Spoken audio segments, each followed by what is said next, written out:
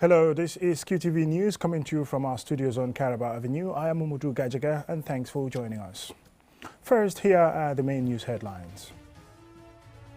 President Adama Barrow has given assurance of his government's commitment to fight corruption and the high cost of living, among other issues in the Gambia.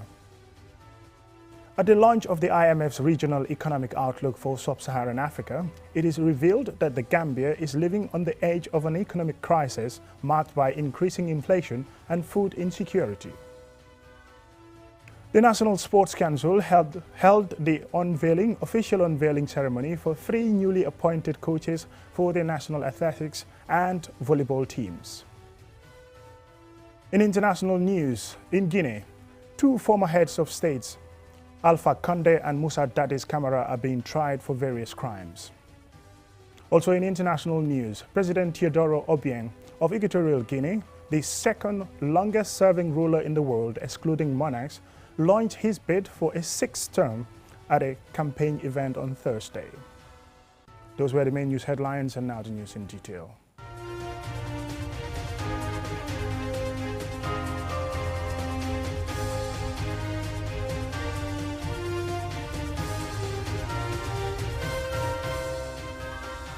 Welcome and thank you for joining us. This is QTV News.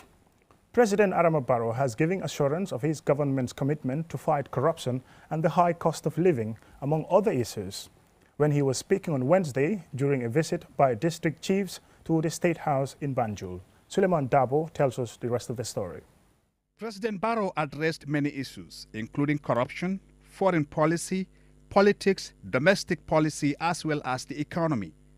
The president was very direct and frank when addressing the issue of corruption, giving his nephew as an example to demonstrate how he admonishes and discourages the idea of government officials using their positions to influence decisions. According to him, his nephew was involved in an alleged gas oil deal at Nawek.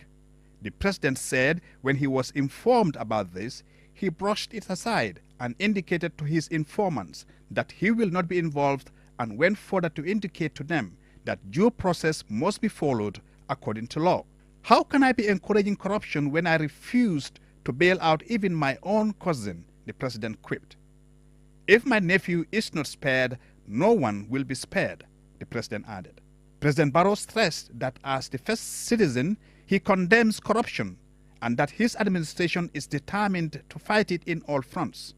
However, President Barrow highlighted the challenges involved in fighting corruption, especially at the courts, where evidence must be produced and presented before prosecution of any accused person. On foreign policy, the president shocked and delighted his audience when he announced that all district chiefs will be issued with diplomatic passports. The president made the announcement after congratulating the chiefs who recently returned from attending the funeral of one of their colleagues in Guinea-Bissau. The president encouraged the chiefs to cement their ties with their colleagues in Guinea-Bissau and other countries in the region. On the economy, President Barrow spoke of the numerous steps taken by his administration to ease the economic pain of Gambians. The president revealed that while the Jammeh administration left the country with only a month's worth of import cover, his administration's economic policy turned that around to 8 months of import cover. Furthermore, the president said an equivalent of 3 months of savings from the central bank was utilized to get the required foreign currency for those importing essential commodities. Also, $1.5 billion was what was expended by government, representing an $18 subsidy on every liter of fuel purchased by any buyer at the pump. On road tax, which is usually collected from the sale of fuel, his administration agreed to lose $2 on every liter just to help the Gambian consumer. These interventions, according to the president, will continue to get the prices of basic commodities to reasonable levels. President Barrow was also aware of the opposition and knows that the economic crisis, which is global, have some political costs. He hit hard and reminded those who accuse him of being weak and a coward that if he cannot be caved in 2016 when the political climate was dangerous, then it is nonsensical to describe him as a coward now when the political climate is different and much more convenient. The presence of 2 cabinet ministers, the justice and finance ministers, sends the signal about this administration's desire to fight corruption. The Justice Minister told the chiefs that the anti-corruption bill is now with the National Assembly as a priority, which shows the seriousness attached to it. It is now left to the National Assembly to act so the country can have this much-awaited bill passed into law. Suleiman Dabo for QTV News. The Gambia is living on the edge of an economic crisis marked by increasing inflation and food insecurity. This has been highlighted during the launching of the IMF's Regional Economic Outlook for Sub-Saharan Africa.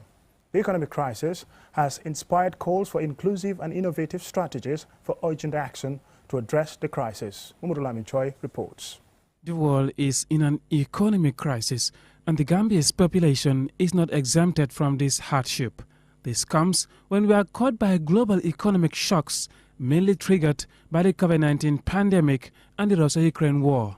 The IMF country representative, Mamadou Juldebari, presents the report. 40% of the countries in the region right now have double-digit inflation. This is the case of the Gambia since April, but we will have the pleasure to follow another presentation that will dive down on the Gambia. In this economic downturn, increasing food prices have become a huge burden for the Gambia's population, nearly half of whom are facing poverty.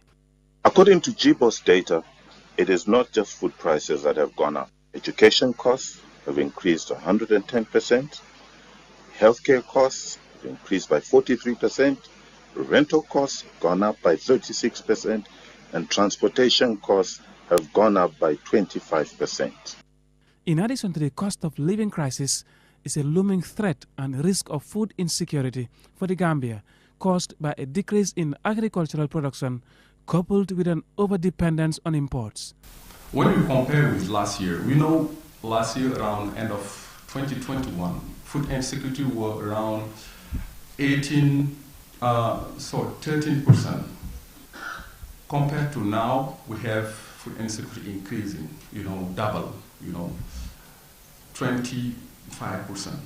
Serafin Wakana, the UN resident coordinator, delivers remarks on the economic outlook of the Gambia and the need for longer-term measures to reposition the country for resilient and sustainable growth.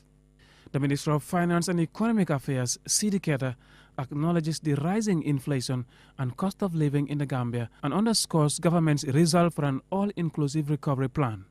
The ongoing surge in food and energy prices are impacting the region's most vulnerable, and the public debt and inflation are at elevated levels not seen in the last couple of decades. Yet, the government of the Gambia remains committed to structural reforms that will engender the turnaround on the rising level of vulnerabilities and increased risk of debt distress. The president of the Gambia Chamber of Commerce and Industry, Idris Amas Job, asks for innovative thinking and an all-inclusive approach to get the Gambia out of its current economic crisis. I think we should start talking about food sovereignty, because what Ukraine has shown is that we cannot move food from the areas they are being produced to the areas where they are being consumed. So it's not really a food insecurity problem, because if you have money, you can buy food. So we have to change and talk about being able to produce what we eat. In this time of economic crisis dominated by a high cost of living, there is a stark reminder for the Gambia to prioritize and increase its investment in agriculture to boost food production as part of measures to address food insecurity and the increasing cost of food prices. Mahmoud Lamin Choi, QTV News.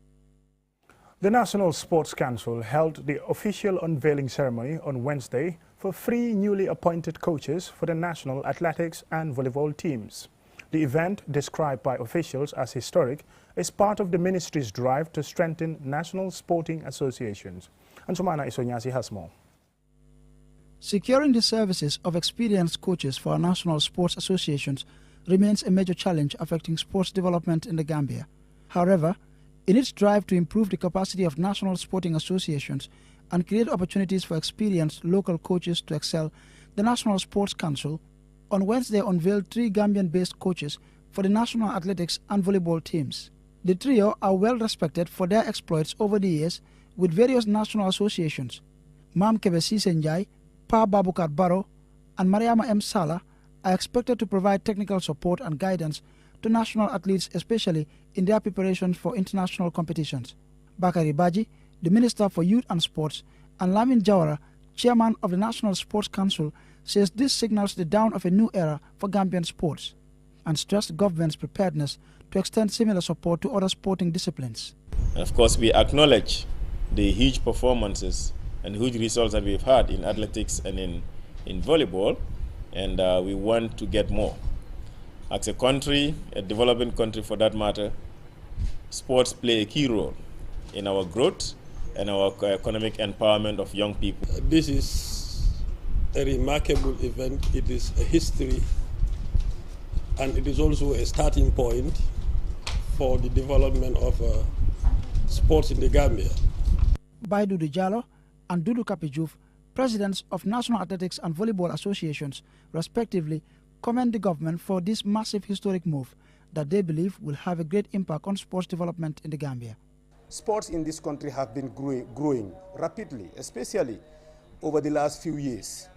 I think credit will go to government for the support and the enabling environment that government has provided to sports in this country. Perform your duties to the best of your ability to ensure that you deliver as expected. Respect your working hours and abide by your contract.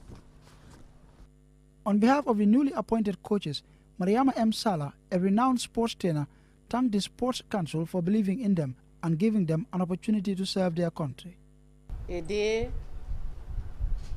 that has never happened in the history of sports in the Gambia, per se.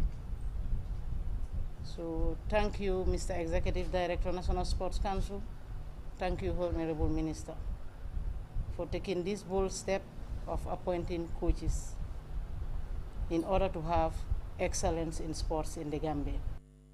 Pa Babu Barrow, undoubtedly the most successful Gambian-born coach in any sport, has been involved in coaching for the past 14 years in volleyball, winning the 2019 African Games, qualified the Gambia to the World Championship and Commonwealth Games, and finished third at the 2021 Continental Cup. Coach Barrow gained national prominence when he led the youth team to bronze at the 2018 African Youth Games and qualified the youth team to the Olympic Games. Ms. Mam Kebe Senjai has a master's in sports nutrition, a diploma in physical conditioning coaching, and several other qualifications in physical education, sports science, and administration. She has been appointed as the field events coach for the national athletics team. Mariama Salah, newly appointed coach for the national athletics team, has a wealth of national and international experience in sports coaching and is widely respected for grooming many of the big names in Gambian sports. Ansmane Sonyasi for KTV News.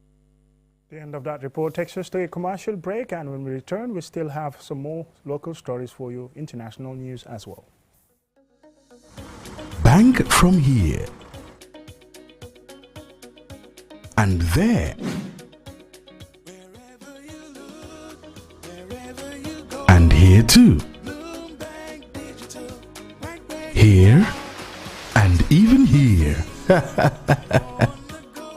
Introducing the Bloom Digital Suite from Bloom Bank Africa, web and mobile banking that allows you to bank on the go at your convenience and on your own terms. Check and transfer funds, pay NAWIC bills, buy cash power, buy mobile credit, and so much more. For more information, visit www.bloombankafrica.com or pass by any of our branches nationwide. Download from the Apple Store and the Google Play Store. Bloom Digital Web and Mobile Banking on the go from Bloom Bank Africa.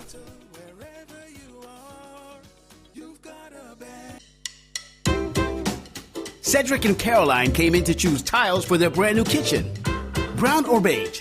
Brown. And why not a new mixture tap? A new sink too? Fine, a new sink too. And what about a lighting fixture? Shall we go for this one? See, you're finally on the same page. I also wanted a new kitchen counter. We got you, Caroline. And yes, that's Batiwat's Bati Days. Take advantage of exceptional discounts up to 60% on several products families. From November 5th to 19th, you will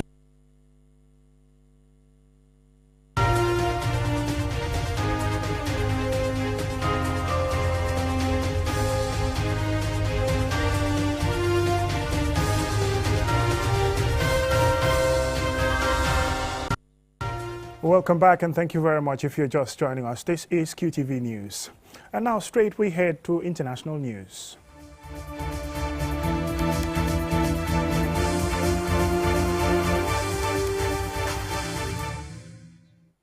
In Guinea, two former heads of states, Alpha Condé and Moussa Dadis Camara, are being tried for various crimes. And Soumana Esso Nyasi takes a look at the charges against the two men and filed in this report.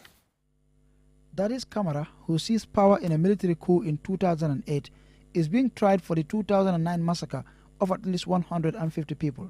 For over a decade, families of victims have sought answers to no avail to what many in Guinea describe as one of the darkest days in the country's history.